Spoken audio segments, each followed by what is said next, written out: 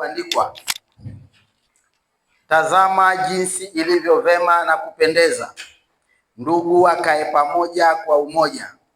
Ni kama mafuta mazuri kichwani, yashukayo ndevuni, ndevu za Haruni, yashukayo mpaka upindo wa mavazi yake, kama umande wa Hermoni ushukao mlimani pa Sayuni. Maana ndiko Bwana alikoamuru baraka, naam, uzima hata milele. Bwana asifiwe. Hii Zaburi, ukisoma kitabu cha Zaburi kina sura 150. Wameandika watu wengi. Mmoja wapo katika watu walioandika Zaburi ni Musa, mtumishi wa Mungu aliyewatoa wana wa Israeli kutoka Misri na kuwapeleka Kanani. Bwana asifiwe. Mimi ninashawishika kuamini kwamba Zaburi hii ya 133 Musa aliiandika. Kwa nini? Daudi asingetaja ndevu za Haruni, maana Daudi hakumwona Haruni. Maana kaonaje Haruni jinsi alivyokuwa akipaka mafuta kichwani mpaka yanatiririka mpaka yanakwenda kwenye vazi yake? Inaonekana kabisa, kwa sababu Musa alikuwa mmoja wapo wa waandishi wa Zaburi, na yeye ndo aliyoandika Zaburi hii. Lakini ameandika juu ya nini? Mahali ni pazuri ndugu wanapokaa na wakipatana vema na wakipendana. Bwana asifiwe. Kinachoshika kanisa la Mungu ni mapatano. Bwana asifiwe. Kinachoshika kanisa la Mungu ni mapatano. Na Musa amesema mahali, tazama jinsi ilivyo vema na kupendeza. Katafsiri umande wa Hermoni na nini kila kitu, lakini mtunzi wa tenzi 140 naye ameona mahali pazuri watu ndugu wanapokaa wakipatana vema na wakipendana. Bwana asifiwe. Hiyo sura ya kanisa la Mungu la watu waliopatana vema, watu wenye imani moja, waliopokea ubatizo mmoja, wanaoshiriki mkate mmoja, wanaosema lugha moja, wakiongozwa na Roho mmoja. Bwana asifiwe. Haya mambo ya kufikirie mchana wa leo tunapoingia katika siku ya mwisho ya 14 ya maombi ya nini? Wewe maza sauti. Nataka nisikie kutoka kule. Tunapofikia hitimisho la maombi ya nini? Maombi ya mapatano. Neno la Mungu linasema mahali ni pazuri ndugu wanapokaa wakipatana vema na wakipendana. Sasa angalieni Musa alichosema. Anasema, anafananisha mambo hayo kama umande mzuri unyeshavyo shamba. Umande unaponyesha shamba, shamba hilo mazao yake kama ni maua, kama ni matunda, hayakauki bali yanastawi. Kwa nini? Kwa sababu ya ule umande unaponyesha shamba. Umande unaponyesha shamba, kuna sura nzuri ya mazao, kuna sura nzuri ya matunda. Lakini pia alipokuwa anazungumzia habari za mafuta mazuri yaliyokuwa yanatoka kichwani kwa Haruni mpaka ndevu, alikuwa anaongelea habari ya Haruni alivyokuwa akijipenda kama kuhani. Bwana asifiwe. Sisi Petro anatuambia kwamba ninyi ni mzao mteule, ukuhani wa kifalme, taifa takatifu, watu wa miliki ya Mungu. Sifa hizo Petro amewapa watakatifu waliookolewa, waliotubu dhambi, walio safarini kuelekea mbinguni. Sifa hiyo inakustahili mimi na wewe. Maana kasema hivi Petro akiwa na hakika kwamba ninyi mliookolewa ni mzao mteule, ni taifa takatifu, watu wa miliki ya Mungu. Na hayo yote Mungu katupa sifa ili tuzitangaze fadhili za Bwana, tutangaze huruma za Mungu, tutangaze upendo wa Mungu, tutangaze furaha ya Mungu kutuona tukiwa pamoja kwa umoja. Bwana asifiwe. Ninaomba upokee neno hili ili urejezwe katika umoja wa mwili wa Kristo, urejezwe katika umoja wa damu ya Kristo iliyokuokoa kutoka katika utumwa wa dhambi na kuja katika ushirika wa Roho Mtakatifu pamoja na wateule wa Mungu waliopewa haki ya kuitwa taifa takatifu, watu wa miliki ya Mungu, ukuhani wa kifalme, na sisi ni mimi na wewe wakati huu. Chunguza dhamiri yako kwamba unastahili au hustahili, na kama hujastahili basi mwambie Bwana Yesu, naomba unipe kustahili. Kwa nini? Kwa sababu amekupa kusikia neno hili mchana wa leo, jinsi ilivyo vema na kupendeza ndugu wakae pamoja kwa umoja. Wewe unayeandika, andika umuhimu wa umoja katika Kristo. Bwana asifiwe. Umuhimu wa umoja katika Kristo. Umoja wetu katika Kristo una umuhimu wa ajabu, tena ni muhimu mno. Ni umoja wa imani katika Kristo Yesu. Bwana asifiwe. Neno la Mungu linasema kwamba hapo ndipo Mungu huamuru baraka na uzima hata milele. Baraka, kitu kinachoitwa baraka ni furaha tupu. Mahali ambako kuna baraka kuna furaha tupu, hakuna kinyume cha hiyo baraka. Mahali ambako kuna baraka kuna amani tele, hakuna kinyume na hilo. Mahali ambako kuna baraka kuna uzima ambao ameuona Musa. Anasema hapo ndipo Mungu ameamuru baraka, uzima na uzima hata milele. Unajua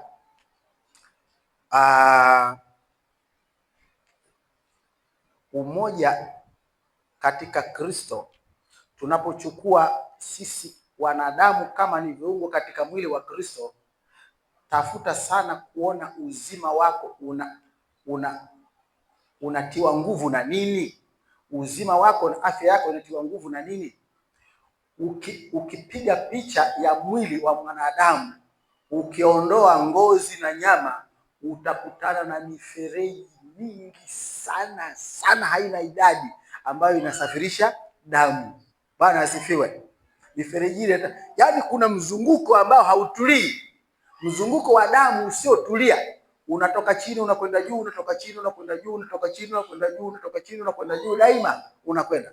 Na kiungo muhimu sana kinachofanya hiyo damu itembee kiko mahali fulani, kimeshikwa, kinaitwa moyo. Na ndio sababu shetani anaonea watu sana sasa katika vitu vinavyoitwa magonjwa yasiyoambukiza. Magonjwa yenyewe ni moyo, figo, presha, sijui na nini na nini, magonjwa ambayo ukiwa nao huambukizi mtu yote, isipokuwa inakuwa ni... Bwana tusaidie. Umoja ule umepata hitilafu. Kwa nini? Kwa sababu kuna kiungo cha muhimu chenyewe kinaitwa moyo. Hicho kimetengenezwa kwa ustadi mkubwa. Mungu kakitengeneza kwa ustadi, chenyewe kina mamifereji makubwa yanaingiza damu na kutoa. Kwa hiyo inakuwa saa zote inakwenda tu, ukilala ukiamka, ukienda ukilala ukiamka. Sasa itokee kwamba mmojawapo katika mshipa, maana hiyo safari inayofanya moyo uwe unapiga ni ile safari inayoanzishwa kutoka kwenye mishipa isafirishe damu, ni safari inayoanzishwa na moyo. Inapoanzishwa hiyo safari, halafu kutokea huko mbele ya safari kuna mshipa mmoja umeziba, kuna mshipa mmoja umeziba kwa namna yote, ama una mafuta, umeshika sana mafuta, au umenyauka. Sasa tayari unakuta hapo tayari utakuwa na shida, kwa sababu moyo haukubali kunyamazishwa na kitu chochote. Unaendelea kwa sababu nguvu ni kubwa, lazima uvute na kutoa, uvute na kutoa, uvute na kutoa, uvute na kutoa. Sasa kukiwa na hitilafu, lazima madaktari wakuone, waruhusu pale mahali ambapo pana shida ya kupeleka damu, isije ikakorofishwa safari ya damu kuzunguka mwili na kuhakikishia uzima. Bwana asifiwe. Safari ya damu kuhakikisha uzima wa mtu lazima iwe inakwenda kama ilivyotakiwa. Ndio sababu katika ulimwengu wa roho tunaambiwa habari ya umuhimu wa umoja wa ndugu. Tena hakusema watu wakae pamoja, kwa sababu kuna watu na kuna ndugu. Ndugu sharti kuwe na uhusiano. Ukisema huyo ni ndugu yangu, hata katika mwili lazima kuwe na uhusiano wa uzao. Huyu ni baba yangu, huyu ni mama yangu, huyu ni kaka yangu, huyu ni dada yangu, huyu ni mjomba wangu, huyu ni shangazi yangu, huyu ni bibi yangu, huyu ni babu yangu, huyu binamu yangu, huyu mtoto wa baba mdogo. Viko vitu namna hii, ndio maana mnaitwa ndugu. Huwezi ukamkuta mtu katoka kwenye kabila hulijui, jina humjui, ukasema ni ndugu. Huyu atakuwa mtu ni jamaa, rafiki, namna hiyo. Sasa mbona inatajwa ndugu katika kanisa? Tunapotajwa ndugu, haitajwi kabila, haitajwi dini, haitajwi jinsia, haitajwi kitu chochote, kunatajwa ndugu. Bwana asifiwe. Na umoja ambao mtunga Zaburi ameusema ni umoja wa ndugu. Ndugu, ili umoja huo ulete baraka, ili umoja huo ulete uzima, Bwana Mungu anahitaji tukae pamoja kwa umoja.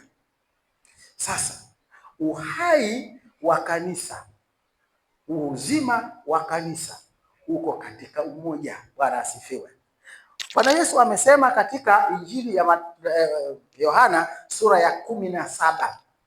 Amesema Injili ya Yohana sura, huko ndo anaelekea mwishoni. Bwana Yesu anataka kwenda kumaliza shughuli ya kuukomboa ulimwengu, aende msalabani.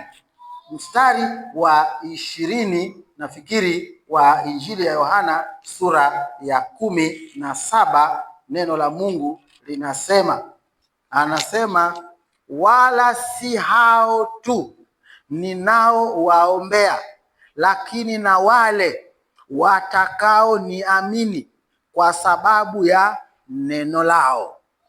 Kwa sababu ya neno lao. Wote wawe na nini? Hawa wote wawe na nini? Wawe na umoja. Kama wewe Baba ulivyo ndani yangu, nami ndani yako, hao nao wawe ndani yetu. Na kusudi la haya mambo yote ni ili nini? Ili ulimwengu upate kusadiki ya kwamba wewe ndiwe uliyenituma. Bwana asifiwe. Ulimwengu, tuna deni sisi watu wa Mungu kuambia ulimwengu kuwa Bwana Yesu tunayemwamini ndiye aliyetumwa na Mungu kuja kuukomboa ulimwengu, kuja kuwasamehe watu na dhambi zao. Na hakuna mtu yeyote ambaye amepewa uwezo wa kukusamehe dhambi ili ufike mbinguni ila ni huyu Yesu ninayemwamini mimi, na ni Yesu niliyompokea. Na wewe usipomwamini Yesu kama nilivyo mimi, basi utausikia katika habari tu, katika bomba uzima wa milele au ufalme wa Mungu. Bwana asifiwe. Ulimwengu upate kujua kutoka kwenye nini? Ni sharti ulimwengu upate kujua kutoka kwenye umoja wa ndugu. Umoja wa ndugu aliousema mtunga Zaburi, na umoja wa ndugu anausema Bwana Yesu katika Injili ya Yohana sura ya 17 mstari wa 20 na 21. Bwana asifiwe. Umoja wa kanisa una mambo mengi. Tunasema habari ya umoja katika kuomba, umoja katika kujifunza neno la Mungu, umoja katika kufanya utumishi, kumwimbia Mungu, umoja katika kusaidiana, umoja katika yaani umoja katika kusameheana, kuchukuliana na kuinuana katika mambo yote. Mungu anataka kuona mna umoja. Bwana asifiwe. Mimi sina shida ya kwamba unapokea nini, kwa sababu hili neno si langu. Ninachokuombea ni kwamba upokee kutoka kwa Mungu ambaye anataka wewe na mimi tuwe na umoja unaoonekana kabisa kuwa ni picha ya majibu ya Mungu kwa Bwana Yesu aliyemwomba katika Injili ya Yohana sura ya 17, kwamba Bwana Yesu aliyetuombea ajivunie kanisa hili, kwamba nimeomba kwa Mungu kwa ajili ya wale niliowaombea na hawa ambaye wameniamini mimi kwa neno lao. Waliponiamini kwa neno lao, nimeona umoja, wakinia mamoja, wakiamini imani moja, wakipokea mkate mmoja na wakisimama pamoja katika kila jambo. Anapoona hivi, Bwana Yesu anajivunia, maana hiyo ni taji. inayong'ara taji ya utukufu. Utukufu wa Bwana Yesu mbele za Mungu ni sisi, na utukufu wako wewe na mimi ni mbele za Mungu ni umoja wetu ulio katika mambo yote kanisani, mambo yote katika imani, mambo yote katika mapatano. Umoja huu unapokosekana ukapungua, maana yake tunaweza tukajikuta tunatumikia hasara. Na fahari na furaha ya Mungu ni kuona anaposema. Alifika mahali Bwana Yesu akawauliza wanafunzi wake, hivi hata leo nyinyi hamna akili? Si alikuwa anasema hivi, hata leo mpaka nyinyi hamna akili? Hamjui kwamba kinachomuingia mtu hakimtii unajisi, ila kile kinachomtoka? Bwana tusaidie. Anasemaje Bwana Yesu? Mpaka leo hamna akili? Hamjui kinachomuingia mtu hakimtii unajisi, bali kile kinachomtoka. Sasa angalia sana, una maneno gani juu ya kanisa? Una maneno gani juu ya watumishi? Una maneno gani juu ya kazi ya Mungu? Una maneno gani? Kwa nini? Kwa sababu haya ndio yanaweza kukutia unajisi, maana yanaweza yakapoteza sura ya umoja aliyotuombea Bwana Yesu. Je, si neno gumu hilo? Je, neno hili ni neno rahisi la Mungu kukufanya kuwa mtoto wake, kuwa mtumishi wake? Hili neno haliwi neno gumu kwako, kwamba Mungu amenichagua kwa neema mimi niwe mtumishi wake, na ninapomtumikia hivyo kwa neema ninyenyekee tu, maana sijui siku wala saa atakapokuja anikute nimeshikamana na uaminifu wangu, na katika uaminifu huo basi anihesabie haki pale ninapostahili, na pale ninapotakiwa kuhukumiwa kwa matendo maovu au kwa kutokuamini kwangu, basi anisamehe leo, kwa sababu kwa ajili ya hayo ndio nimefikia hapo nilipofika. Lakini kwa sehemu yangu nimesimama katika uaminifu, sio kwa nguvu zangu wala kwa uweza, bali kwa Roho Mtakatifu. Bwana asifiwe. Mbona nasema na kijana mmoja wapo hapa, nasema na binti mmoja, nasema na mama na baba mmoja wapo, na mshirika wa kanisa hili ambaye anaingia na kutoka mahali hapa. Usifanye hayo kwa desturi. Ukifanya kwa desturi, hasara yake ni kubwa, kwa sababu sisi hapa jamani, sio chama cha siasa, sio chama cha upinzani, sio chama cha aina yoyote, na wala sio chama cha watu wasioelewa wanachofanya. Tunaelewa, tunakwenda mbinguni. Bwana asifiwe. Safari yetu ya kwenda mbinguni ina masharti, na masharti yake tunatakiwa tushikamane kama vile mnyororo. Bwana asifiwe. Kama vile mnyororo unaposhikamana hivi, umeshikamana ili uweze kufungwa na kuvuta. Hata gari, ukisikia kuna gari inaitwa breakdown, gari zile unazionaona zenyewe zina mnyororo wenye nguvu, lakini ukiangalia ule mnyororo ni vitu fulani vinafanya vimeungana, vina nguvu kubwa kweli kweli, haviwezi kuachana vile viko kama dini, kama ndoano. Vyenyewe vikishikamana hivi, ukifunga gari hata likiingia kwenye tope, ikinyanyuka ile gari yenye kuvuta lile litatoka. Kwa nini? Kwa sababu ya umoja wa ule mnyororo na nguvu ya ule mnyororo na nguvu ya ile injini ambayo inaendeshwa kusukuma ile gari lililokwama. Bwana asifiwe. Kanisa la Mungu, umoja katika imani yetu, umoja katika Kristo una nguvu kubwa, na umoja huo una sumu ya kuharibiwa, na una sumu ya kuharibiwa pale aliposema Bwana Yesu kwamba hivi mpaka leo ni hamna akili, kimwingiacho mtu hakimtii unajisi, bali kimtokacho. Kwa hiyo kuwa makini na kitu ambacho kinakutoka. Kuwa makini na kitu ambacho kinakutoka. Unaweza ukajikuta unatoa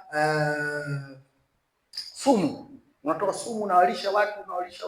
Ukishamwalisha watu, basi nawe pia ukafikiri uko salama. Huwezi kutoa sumu ukalisha watu alafu ukawa salama. Huwezi kutoa sumu ukalisha, kuna kipindi fulani mambo magumu kabisa ya kiusalama ambayo ilikuwa kwaje sana. Kuna dada mmoja alikuwa mahali fulani, yeye ni mhudumu wa ofisi. Yule mhudumu wa ofisi apotokea wale watu waliotokea pale wakasema tufanye utaratibu kitu kimoja. Wewe si una nini wewe? Unampa mzee hapa, unampa chakula, unampa chai, unampa nini namna gani? Akishakula hapa, si anakwenda wamemtafuta yule mtu ili wamdhuru, hawakumpata. Sasa ngoja tutumie huyo mhudumu. Unafanyaje wewe? Sasa wewe ukiwa weka hiyo kitu kwenye kitambaa, kisha kuna maji pale, alafu akijifuta mikono, alafu akifanya hivi tayari, basi amekwisha. Wewe ondoka. Ikatokea kilichotokea, wale watu wakaona huyu kwa vile tumemtumia, wanaweza kambarabara, akasema kaniambia mtu fulani, mimi ni mtu fulani kaniambia, ndio maana nikafanya hivi, atatusababisha. Wakamchukua yule aliyomtuma naye wakammaliza, ili kupoteza dini ushahidi. Hivyo ndivyo alivyo shetani. Bwana akusaidie. Unajua shetani na alivyo. Shetani akikutumia kufanya ubaya wa aina yote, kwa maneno yako, kwa matendo yako, ukaisaliti imani, mwenye imani yake atamruhusu shetani. Na shetani kwa sababu anajua hataki kupotea peke yake, anataka kupotea na wewe, hawezi kukuacha salama. Bwana Yesu katuombea haya situkute. Bwana sifiwe. Hivi mpaka leo hamjatiwa ufahamu kwamba umoja wetu umeshikwa na upendo na uaminifu. Mungu akikuona unajitenga na umoja, anakushangaa. Akikuona unajitenga na mapatano, anakushangaa. Tunapopatana tupatane, tutende sawa na mapatano, na Mungu anaheshimu umoja huu, anaheshimu haya mapatano. Usipokuwa mwaminifu kwenye mapatano, maana yake wewe unakuwa umekosa uaminifu juu ya nafsi yako mwenyewe. Sasa siku ya leo, ndugu zangu, tunahitimisha maombi yetu ya siku 14. Naomba tusimame, mwambie Bwana Yesu, nimesikia neno lako, nimesikia kutoka Zaburi 133, na kwa kweli Bwana Yesu, nimesikia maombi yako kutoka katika Yohana sura 17 mstari wa 20 mpaka 21. Mbona maneno hayo yote ni mazuri tu. Yesu, ninaomba nirejeze kwenye umoja na ndugu zangu, nirejeze kwenye umoja na kanisa lako, nirejeze kwenye umoja na kupatana na watu wako, nirejeze kwenye umoja, nifanyike hakika kiungo katika mwili wako. Hili kanisa, mimi sina njia nyingine yoyote ya kutoka kokote kule niende mbinguni, nitatoka ndani ya umoja wa neno lako, nitatoka ndani ya imani katika Kristo. Na kwa ajili hiyo, Yesu, naomba nitakase. Yesu, naomba niponye, naomba niinue tena kwa upya, nifanye upya. Yesu, naomba sakorasi fupi ya kuabudu. Unifanye kama upendavyo, Bwana Mungu, ninakuja kwako.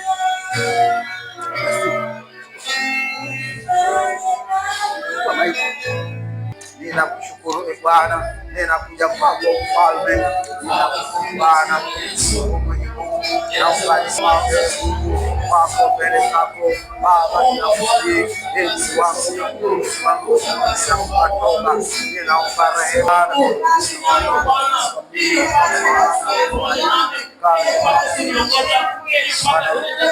Soma neno la Mungu kutoka katika kitabu cha Matendo ya Mitume sura ya 27 mstari wa 27 mpaka 38. Neno la Mungu linasema, hata usiku wa 14 ulipofika, tulipokuwa tukichukuliwa huko na huko katika bahari ya Adria, kama usiku wa 8, baharia wakadhani ya kuwa wanaikaribia nchi kavu, wakatupa bildi, wakapata pima 20. Wakaendelea kidogo, wakatupa bildi tena, wakapata pima 15. Wakachelea tusije tukapwelewa mahali penye miamba. Wakatupa nanga 4 za tezi, wakaomba kuche. Na baharia walipotaka kukimbia na kuiacha merikebu, wakiishusha mashua baharini, kana kwamba wanataka kutupa nanga za omo, Paulo akawaambia akida na askari, hawa wasipokaa ndani ya merikebu hamtaweza kuokoka. Basi askari wakazikata kamba za mashua, wakaiacha ianguke. Na kulipokuwa kukipambauka, Paulo akawasihi wote wale chakula, akisema, leo ni siku ya 14 kungoja na kufunga, hamkula kitu chochote. Basi nawasihi mle chakula, maana itakuwa kwa wokovu wenu. Kwa maana hapana hata unywele wa kichwa cha mmoja wenu utakaopotea. Alipokwisha kusema hayo, akawapa mkate, akamshukuru Mungu mbele yao, wote wakaumega, wakaanza kula. Ndipo wakachangamka wote, wakala chakula wenyewe, na sisi tuliokuwa ndani ya merikebu tulipata watu 276. Bwana asifiwe. Walikuwa watu 276 waliopatana kufunga huku wakiwa safarini. Sisi hata 100 hatujafika, nashindwa kupatana tukiwa safarini. Yani atashangaa Paulo, mpaka siku ya 14 watu 276 wamefunga chakula, kumbe kilikuwemo mle ndani ya meli, mkate ilikuwemo mle ndani ya meli, hawakula. Kwa nini? Safari ilikuwa ya msukosuko. Safari ya wokovu ni msukosuko. Nataka watu mupatane, nataka watu muwe na umoja, muwe na mapatano ya kweli, ili safari iweze kuwa na matumaini, tufike ng'ambo. Bwana asifiwe. Tunatakiwa tufike ng'ambo ya safari, na safari hii inataka umoja. Ndio maana Paulo alipoona baadhi yao, tena askari na akida, wakaona hapa sasa safari hii inaonekana kwamba msukosuko umezidi, basi tutaka tujitupe, sisi tuondoke zetu, tuache hawa wafungwa na watu wengine. Wewe na mimi ni wafungwa wa Kristo kwa imani. Tulipokuwa tungali katika dhambi, tulikuwa wafungwa wa shetani, na sasa umeingia katika imani, wewe ni mfungwa wa Kristo. Na katika safari hii ya kwenda ng'ambo, kama ambavyo Paulo anasema huko ng'ambo, kuna watu miongoni mwetu wanafikiri kwamba unaweza ukaacha jahazi ukaenda njia yako, na halafu ukawaacha waliobaki wakaangamia. Paulo anasema hawa sasa wakienda huku, wakiacha hiyo meli, wakituacha na sisi, basi hawatasalimika. Lakini nawaambia bakini humo ndani, maana hakuna unywele hata wa mtu mmoja utakaopotea. Bwana asifiwe. Sasa nawahakikishia hivyo, mtakaposimama na uaminifu wote mpaka mwisho pamoja nami, hakuna unywele wa mtu utakaopotea. Bwana asifiwe. Maana hiyo ndio imani tuliyopokea kwa Kristo Yesu. Yesu ni mwaminifu mwanzo mpaka mwisho. Sasa Yesu anataka tusimame na umoja, ili tusije tukapoteza hata unywele. Bwana asifiwe. Mwambie Bwana Yesu nashukuru, kwa sababu hata hiyo safari ya Paulo wenzetu walifunga bila kula bila kunywa. Sio kwamba sisi tunafunga jioni wanakula, wanafunga jioni na kula siku 14. Maana yake hakuna kufunga chochote. Ufungaji wa namna hiyo, ufungaji huo waliofunga hawa kwenye Matendo ya Mitume sura 27, siku 14 hakula wala kunywa. Siku ya 14 akasema sasa kuleni mnywe mchangamke. Kwa nini? Kwa sababu hakuna unywele hata wa mtu mmoja utakaopotea. Bwana asifiwe. Mwambie Bwana Yesu, naomba nipe umoja wa kweli, nipe mshikamano wa kweli, nipe imani ya kweli, nipe upendo wa kweli na watu wako, nipe mapatano ya kweli, kwamba nishikamane na watumishi wako, ili kila ninalolisikia nitie nguvu niweze kutembea. Maana hakika hakuna unywele utakaopotea ikiwa utashikamana na safari. Waliokuwa wafungwa walikaa katika merikebu na wakafika ng'ambo wakiwa salama, pamoja na misukosuko yote na shehena zimemwagwa. Ni kweli katika safari yetu hii shehena zinamwagika, watu wanapata shida huko na huko, wanapigika, lakini kuna mwisho wa safari ambao Bwana Yesu atakayekukuta pamoja na mambo yote. Ndio maana tunaambiwa utafutwa machozi, utafutwa jasho. Kwa nini? Kwa sababu kuna nguvu nyingi katika ulimwengu wa roho unaoipoteza. Kuna makwazo mengi katika ulimwengu wa roho unaopitia, na katika hayo Bwana Yesu anakuhakikishia simama na uaminifu, ili usije ukapotea hata unywele wako. Mwambie Bwana Yesu, naomba niwezeshe kusimama na uaminifu. Ninaomba nishike na Matendo ya Mitume sura 27 mpaka 38, na iona ile safari ni kama inanihusu, na katika safari hii ambayo nasafiri katika roho, naomba nishike mkono ili niweze kufika salama. Twendeni mbele za Mungu. Na libarikiwe jina lako kwa Israeli, Baba wa mbingu na nchi.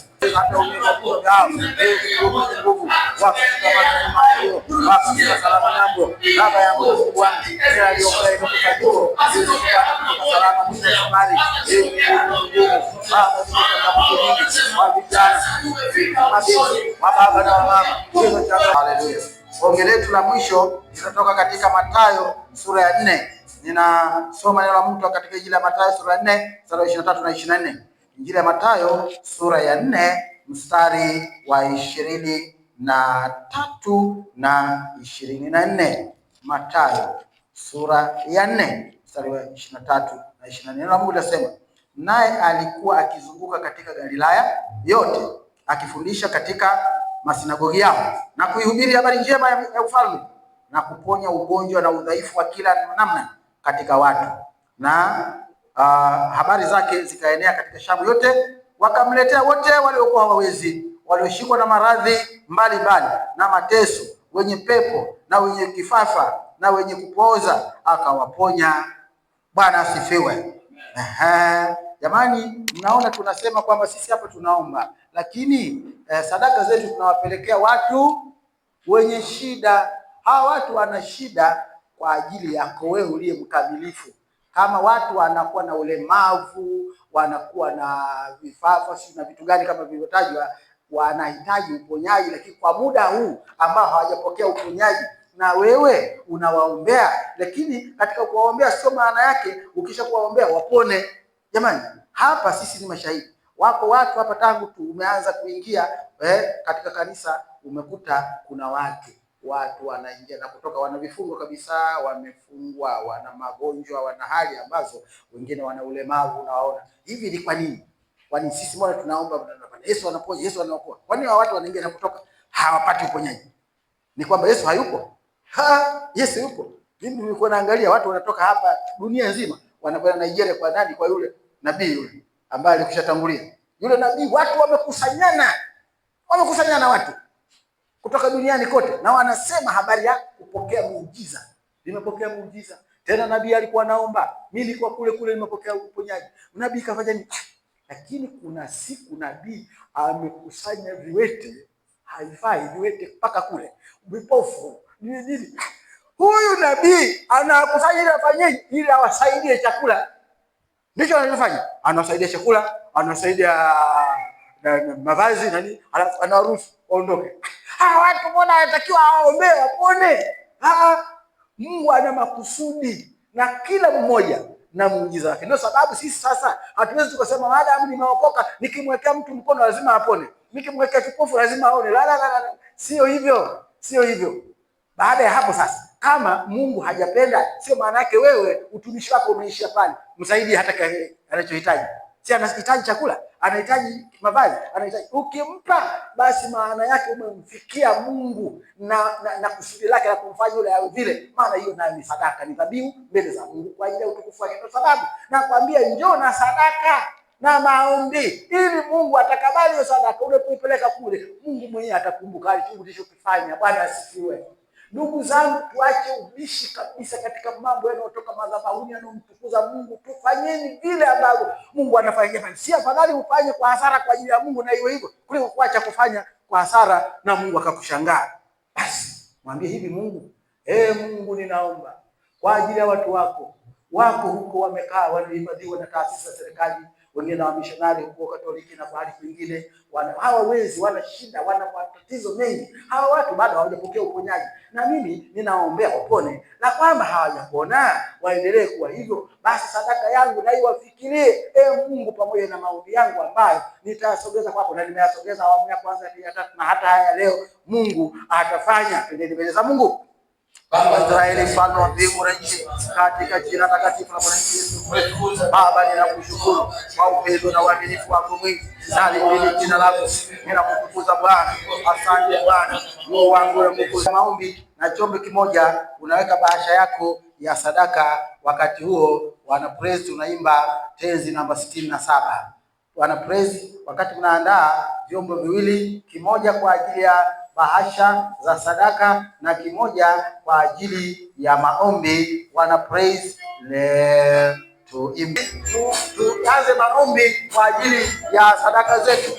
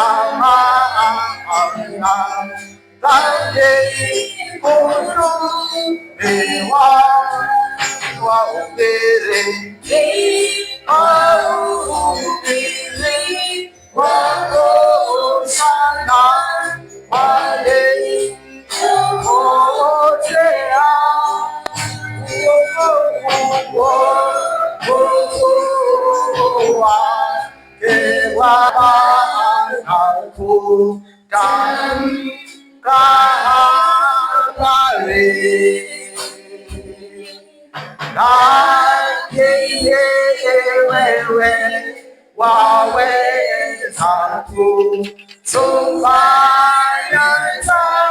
yale. Neno lako Yesu lote hapo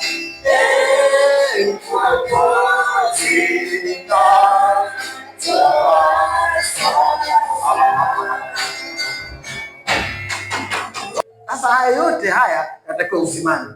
Kama unasikia kuvunja na kuharibu ombi lolote ambayo liko hapa, kama nataka kukuongoza, vunja, haribu, angamiza, tumepewa mamlaka. Kama unasikia kumsihi Mungu afungue milango, omba Mungu afungue milango. Kama unasihi Mungu aachilie baraka, omba Mungu aachilie baraka. Kama unatubu, una maombi ya toba, omba Mungu akusamehe. Omba basi, mimi nitaomba kwa ajili yenu wote na nitavunja kwa ajili yenu wote. Wewe vunja kwa ajili yetu wote, na wewe vunja kwa ajili yetu wote. Omba kwa ajili yetu wote. Basi baada ya hapo tutamtoa Bwana Yesu aliyeteswa msalabani, akaichukua dhambi zetu na magonjwa yetu na kila kitu chetu, tutampeleka nje ya lango kama ilivyo desturi na kuharibu kazi za shetani, alafu tutarudi kumshangilia Mungu na tunakwenda kukamilisha ibada yetu na maombi yetu ya siku 14. Naomba sasa nyosha mkono wako, omba. Mahali hapa tumeweka maombi, sio wote mliweka maombi, lakini wako watu wameweka maombi. Sindikiza maombi na sadaka hizi ili Mungu afanye kitu kutoka katika maombi haya, ili Mungu afanye kitu, ili watu waje kushuhudia kwamba katika maombi ya siku 14 ya awamu fulani nilipeleka maombi yangu na nimemwona Mungu. Bwana asifiwe. Mungu ana kawaida hiyo, lazima aonekane. Twendeni mbele za Mungu. Na libarikiwe jina lako Mungu wa Israeli, mfalme wa mbingu. Na ninakushukuru kwa kuwa hawa watu wamekuja kama vile waliosafiri katika melikebu kuelekea bandari ya Adria, mahali ambapo Bwana walifunga siku 14. Walipofunga Bwana, tazama Bwana, wale waliopata nafasi hata ya kuwaongoza wakiwa maaskari na maakida walinakulia, nyosha juu ili Mungu aweze kusikia kutoka kwako haya ambayo Mungu amekuwezesha kusimama mbele zake mchana wa leo. Sema, Bwana Yesu, ninakushukuru, nimeuona uaminifu wako tangu mwanzo wa kuwekwa misingi ya ulimwengu. Mimi sija kuwapo, Yesu ulikuwepo. Ndio sababu hata sasa ninayoyapitia uliyajua Yesu. Ndio maana nimekuletea wewe, nimekukabidhi wewe, na mimi mwenyewe na nyumba yangu na mambo yote ambayo yamenishinda. Nimefika mwisho Yesu. Ninaomba anza hapa pamoja nami Yesu, nione pambazuko. Usiku umekwenda Baba, katika jina la Yesu ninaomba Bwana, nione pambazuko la furaha katika maisha yangu. Nikufurahie wewe Yesu, nikufurahie Mfalme Yesu. Asante, ninakushukuru Baba, katika jina la Yesu. Asante na kushukuru kwa ile kusanyiko hili ambalo Baba limefanyika mbele zako na wamesimama mahali hapa. Ninakabidhi sadaka zao, ninakabidhi maombi yao, ninakabidhi mahitaji yao. Ninaamini hakika kwamba Bwana umetakabali na umekubali, kwa maana Bwana ni neno lako, na kwa kuwa ni neno lako ulithibitisha. Mungu umesema unaliangalia neno lako ili ulithibitishe. Ninaomba Bwana neno hili ambalo umesema ombeni mtapewa, tafuteni mtaona, bisheni mtafunguliwa, lithibitike kwa watu hao waliosimama mbele zako. Mungu mwenye nguvu, Baba niseme nini? Na kabidhi mikononi mwako Mungu, nikiamini hakika Bwana umefanya, katika jina la Yesu Kristo. Amen. Haleluya. Tumeshinda kwa Kalvari, tumeshinda kwa neema. Tuombe. Mungu Baba, katika jina la Yesu, hakika tumeshinda na zaidi ya kushinda kwako wewe uliyetupenda. Umetupenda upeo, nasi Baba tunaona jinsi pendo lilivyokuwa na neema ilishushwa kutoka juu. Neema hiyo imetuokoa, neema imetutakasa, na sasa tunafurahia baraka ambazo Baba tumepata kwa neema. Tazama Bwana Mungu mwenye nguvu, tunapohitimisha maombi haya mapatano, tunaomba anza nasi sasa, ukitupa nguvu mpya kwa ile mapatano yajayo, ili kwamba Baba tunapokuja mbele zako kwa maneno, kwa uaminifu na kwa furaha kama hivi Baba, ukatakabali yale ambayo Mungu tutasogeza mbele zako. Kwa wakati huu sasa ninakabidhi yote ambayo tumeyasogeza mbele zako Mungu katika siku zote hizo 14, nikiamini kwamba Baba umeyapokea, yamefanyika ukumbusho Mungu kwenye kiti chako cha enzi. Na nibariki jina lako Mungu mwenye nguvu kwa ajili ya kanisa hili ambalo Baba umenipa ufunuo huu ambao Mungu ninaamini hakika itakuwa bure, maana ukumbusho huu utakuja kuthibitika siku ya Kristo. Pokea sifa na utukufu Mungu katika jina la Yesu. Amen. Tushangilie. Tunakushukuru Baba, tunakushukuru Baba, tunakushukuru. Wewe ndiwe